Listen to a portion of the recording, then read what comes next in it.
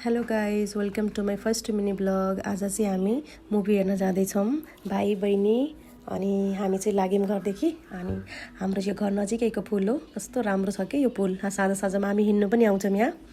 अनि हामी यहाँ चाहिँ बनगेसम्म अटोमा गयौँ, अनि त्यसपछि हामी विङ्गरमा जाँदैछौँ। अनि अहिले चाहिँ 4 नम्बर कपिलवस्तुको बाटो चाहिँ एकदम बिग्रेको छ कि, बनाउनु पर्ने। पुलहरू बन्दैछ, बाटोहरू पिच हुँदैछ। अनि हामी चाहिँ फाइनल्ली पुग्यौँ। ओन्ली 10-12 मिनट लाग्छ। अनि हामीले चाहिँ अनलाइन टिकट लिएको थिएनौँ, वहीँ गएर हामीले टिकट लिग्यौँ।